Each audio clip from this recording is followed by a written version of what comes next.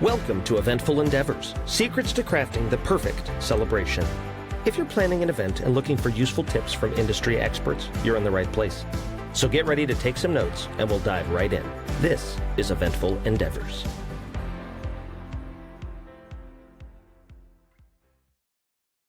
Hey, what's up? It's Matt from Felix and Fingers, and today we've got Sarah Keeker from Plum Poppy on the podcast. Sarah, what's going on? Just starting wedding season, getting busy.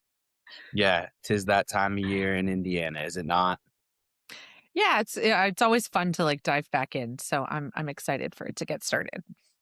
That's awesome. Are there any extra special, I should say, events in specific you're looking forward to? This Friday is actually one of them. It's the highest cost per person wedding I will have ever done. So it's pretty over the top. So many really fun details we have spent all this time and energy planning that I'm super excited to see come to life. So Where's it lots of going to be? extra special details. It's at Hotel Carmichael. Yeah, it's at Hotel Wow. Carmichael, which they're incredible there. So always love being in their space and just a lot of really extra fun, tiny little details. And that's my favorite stuff. So super excited to watch all that come together for the sweetest bride. She's awesome. So really excited.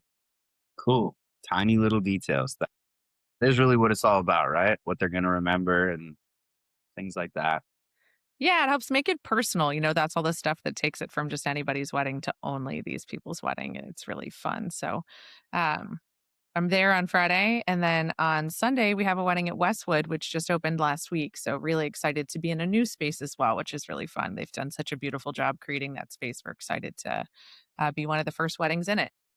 Cool. What's that like? So that's the Sixpence, the company that, or the people who own that, opened a new venue in Westfield that they've been building, and they just had their grand opening last Saturday. And so that client is getting married there on Sunday. It's a beautiful, European inspired sort of venue. It's gorgeous. They've put so much thought into all the details. So it's fun to be a part of new venues opening. So really looking forward to being there too. Cool.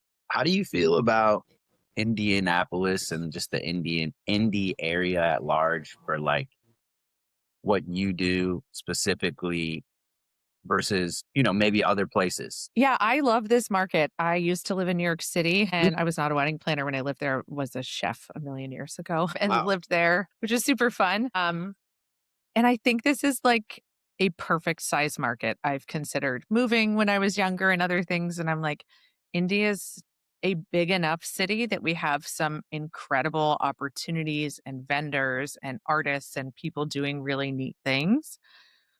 But it's not so big like New York that you're swallowed up by it or that the scale is overwhelming. It still has, I know most of the vendors I get to work with every weekend. I know about their kids and their dogs or their families and things like that. So I feel like it's just this sweet spot of big enough. We have all these incredible people here, but not too big either that no one knows each other and that it feels impersonal.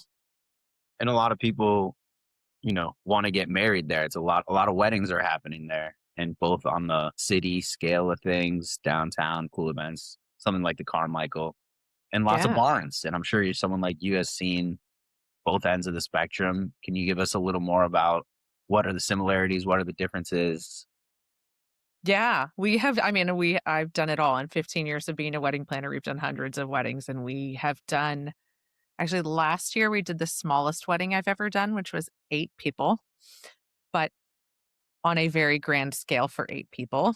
And I have done a wedding for 660 people in a field in Whitestown on some property that a client owned. And we have just seen the gamut, and and we do a lot of cultural events too. So we do South Asian weddings. We've done weddings for clients from every country all over the world. And I love that each event is so unique. And really, it's one of my favorite parts about my job is that it's never the same twice. So even though I'm working at Hotel Carmichael multiple times this year, the weddings are so unique and different, and the clients are so different. So every wedding still feels really special and unique, whether we are sweaty and in a barn or at the Intercontinental or Hotel Carmichael. We work a ton at Newfield, Scottish Rite, Union Station, the Arts Garden, Conrad, lots of lovely spaces, Bottle Works, that have been around a long time, all the museums downtown.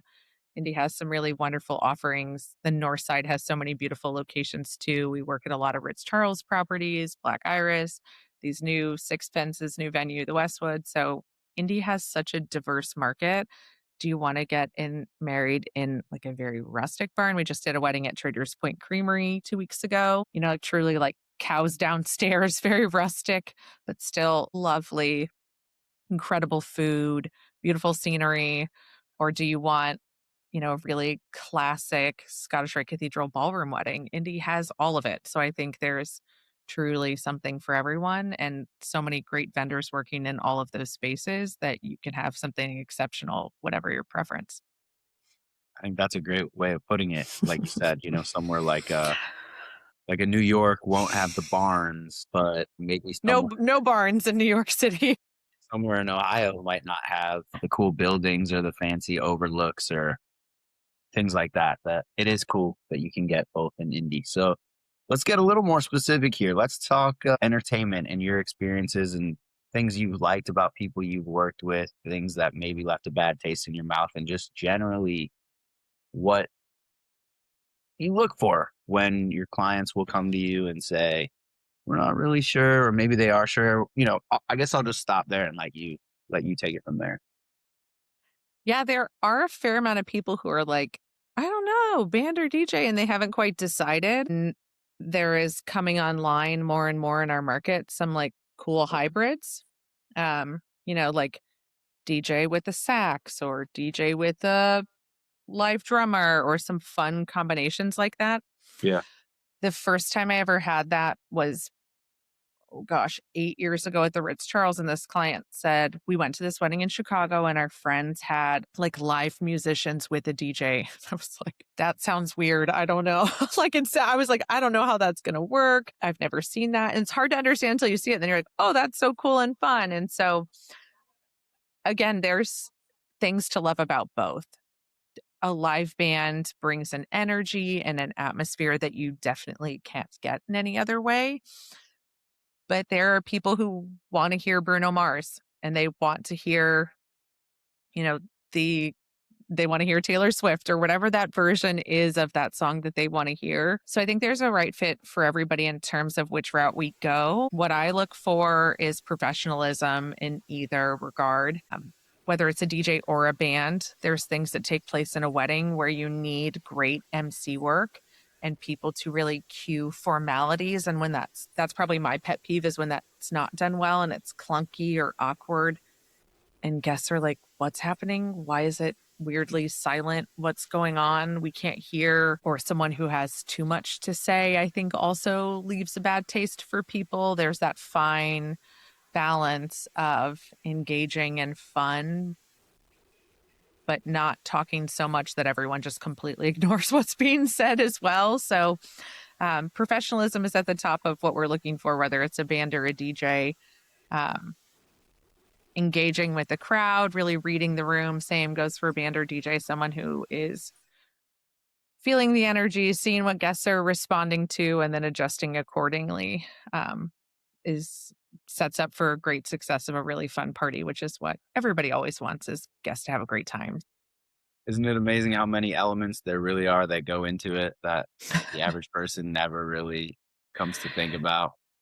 Oh yeah, there's a million ways for it to go wrong. So yes, absolutely. All those there's little things that like drive, like some of those like little gaffes. I'm like, I might not land as much on clients, but I'm like, to me, I am noticing those little silences and those moments that we want it to be super polished and a really seamless experience. So that's at the top of our list when we are referring vendors, as well as people who are great to work with. You would think that is implicit, but there are a lot of people in entertainment that view weddings as like their concert. And I'm like, this is not a concert. The guests are here for these people who are getting married. And so the focus needs to be around the couple at all times and their preferences and the day being about them. And that's just not always the energy that's brought to the day. So we really like to work with partners who are super focused on making the client's day as good as possible and their experience really great, as opposed to showing up and being like, where's the green room? Where's my food? Which all of that matters too. Like all of that should be taken care of, but keeping the client experience at the forefront of what's the priority that day. Well said. It makes a lot of sense. My background as, starting off just as a musician and then the last couple of years getting into the wedding space, doing piano space, events, you do recognize a difference in those attitudes. And there's so much more than just how well you play the piano or how well you sing Sweet Caroline. There's a lot more to it. And all these points that all these things that you listed out, and you didn't even mention like be good at playing music. I get that's like implicit, I suppose. Right. Yeah, exactly. Like, yeah, you have to be good at the skill you're hired for. But Yeah. yeah, it's that team player attitude, I think, just is truly what we look for in people who are great partners at weddings, because stuff happens and we need people who are like, yeah, that's not what I was supposed to do, but that's what's going to make this client's day great. So let's do that. We just want people who are on board to adjust and make for an incredible day for the client at the end of the day. Sweet. So you said that you were a chef in New York, chefing it up. Yes. And what kind of culinary work were you doing? Yeah. So about halfway through my time at Purdue, I was like, ooh, I don't want to do this job, but I just need to graduate. So I graduated early from Purdue and then went to culinary school in upstate New York and then worked for Danny Meyer in New York City at Union Square Cafe. He is widely known for Shake Shack now. When I worked for him, there was one Shake Shack in Madison Square Park, and now there's obviously thousands. But I worked in his fine dining restaurant there, and it was an incredible experience. His whole focus is on hospitality and taking care of people. And so I carry a lot of that with me. He has some incredible books, setting the table on how you treat guests and how you work in a service-based industry. And so I carry a lot of that with me to this day. But it was a very young, fun experience where, young in your early 20s, living in a big city, very exciting. Yeah. So do you feel like while you were out there, something called out to you to want to get into events, or like how does one go from chef in New York to wedding planner in Indianapolis? And follow up to that, what would you say from what your vision was while you were maybe thinking about it while you were chefing of what you could do to now, these years later, what you are doing?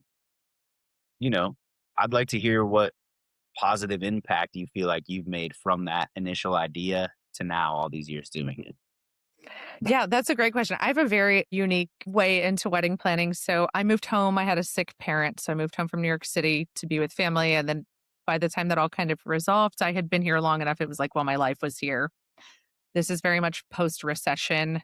And I was kind of trying to figure out what to do and talking to a friend. And she, like many people who had a 4-year degree, had like 5 jobs because there was not one good one. So she was kind of piecing it together. And she'd started this wedding photography business. And she was like, you'd be a great wedding planner. Like your background in catering. I had bartended and worked a million weddings when I was, in culinary school in upstate New York.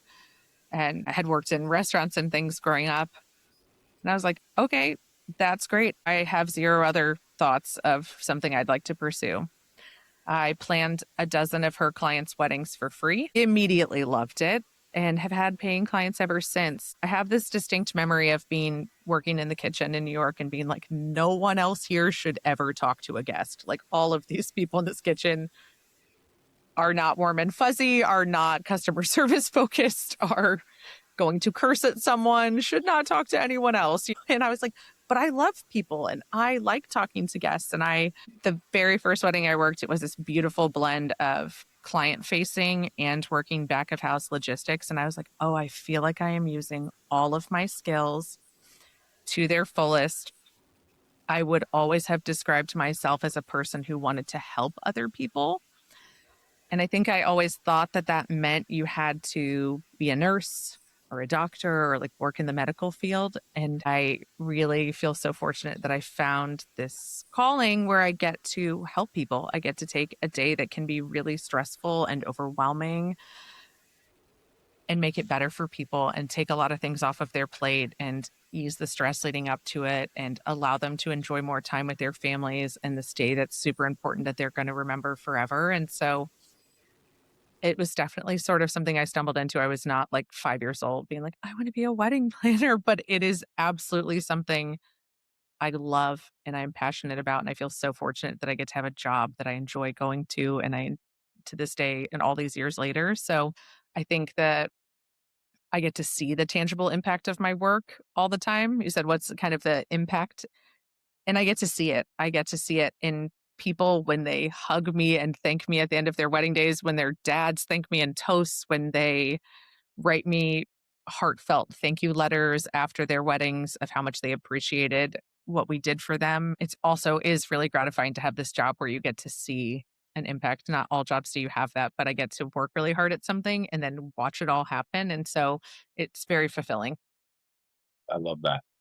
Yeah. Cool. Well, thanks so much for coming by today, Sarah. I'm going to see you at that event that you'll be hosting, and I'm really Yes. excited Oh, about in May. So thanks for inviting me to that, and I'll see you then.